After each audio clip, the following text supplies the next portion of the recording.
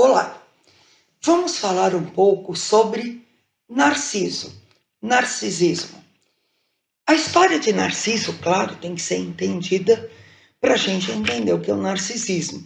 Mas eu vou ter que reduzir bastante, não falando de um personagem extremamente importante, que é a Eco. Um dia falaremos sobre isso.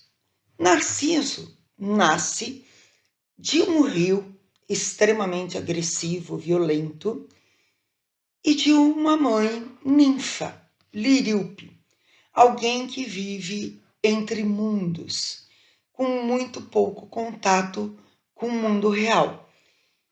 E ele é filho de uma mãe pouco madura, uma poela, que faz com que ele tenha muito pouco contato com a realidade, e de um pai violento e ausente. E assim nasce um dos mais belos personagens da mitologia grega, Narciso. Narciso era belíssimo e era cobiçado por homens, por mulheres, por todo mundo, porque ele era extremamente lindo. As ninfas eram apaixonadas por ele. E Narciso desdenhava de todos esses amores, dessas procuras. Mas por quê?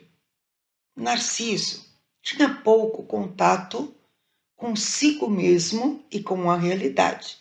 Lembrando que para termos um contato saudável com o mundo interno e com o mundo externo, precisamos de uma estrutura de ego bastante estruturante.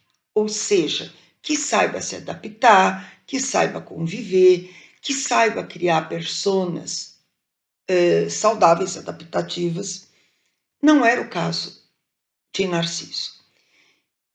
Narciso perambulava um dia pela floresta, caçando, e de repente, sem mais, ele se depara com uma fonte, um lago, dependendo da versão que a gente estude.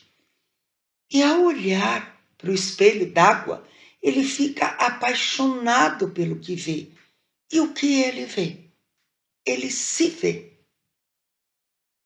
Mas antes disso acontecer, a sua mãe, Liríope, o leva para o vidente Tiresias, que por ter passado por muitas experiências na vida, como homem, como mulher e retornando como homem, ele tinha muitas experiências, tornara-se cego por uma maldição divina, e aí ele começa a ter a manteia, a visão do futuro.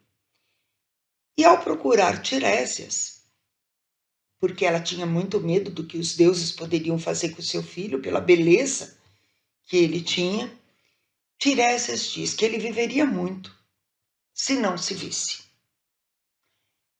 E ao olhar para esta umbra, né, para a fonte de Téspias, para aquela água, e ver refletido uma imagem belíssima, ele se apaixona perdidamente e não consegue mais sair dali.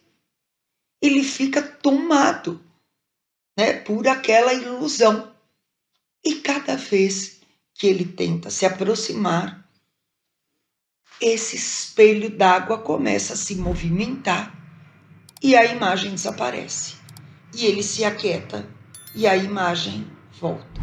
Cada vez que ele vai tocar, vai dar um beijo nesta imagem, e a imagem vem ao seu encontro também para beijá-lo, a água dispersa. Até que cai a ficha.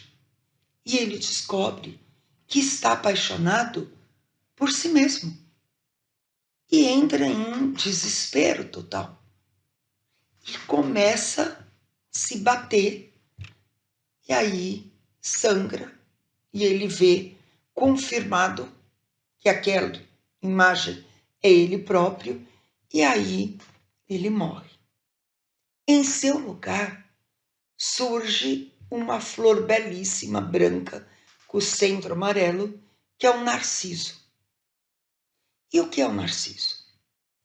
O narciso é a raiz da palavra narqué, narcótico, que deriva para narcoléptico. E aí a gente pode fazer um paralelo do mito de Narciso com o dependente, álcool, drogas, qualquer dependência. Tá? E por que isso?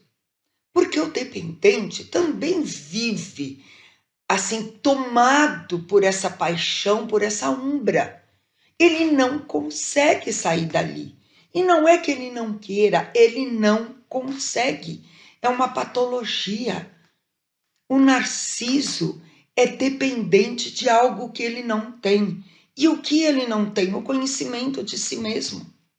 Então, essa arrogância que nós vemos nos narcisistas é total desconhecimento de si mesmo. E quem não se conhece, não conhece o outro. Quem não se ama, não consegue amar o outro. Então, o narcisista, ele é sim um tipo de egoísta. Mas porque ele tem uma fragmentação enorme no seu complexo de ego.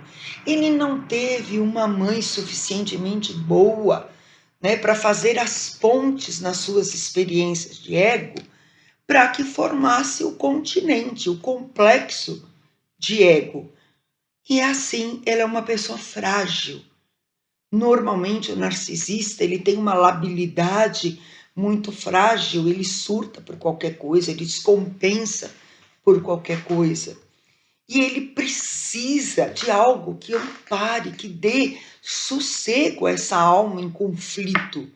E aí as drogas entram como um limitivo, né? Algo que tira ele da necessidade de responsabilidade, da responsabilidade de crescer. Como crescer sem que você tenha um modelo de crescimento? Uma mãe poela, né? Uma ninfa totalmente desconectada do mundo real e um pai que vem, agride, violenta essa mãe, faz um filho e cai no mundo. Como desenvolver um complexo de ego saudável numa situação dessa? Então, essa arrogância, essa prepotência, essa falta de limite, tudo isso é falta de um ego estruturante, adaptativo. E ele sofre demais. O narcisista, ele é, sobre todas as coisas, um sofredor. Ele é um puer, ele tem uma dificuldade imensa de conviver com o mundo real. Ele é um Peter Pan. Então, fica aqui para nós refletirmos, né, sobre os narcisistas, olhar com um pouco mais de compaixão para esses indivíduos que são resultado de uma família desestruturada e de uma sociedade também desestruturada. Conheça mais no site do IGEP. Obrigada.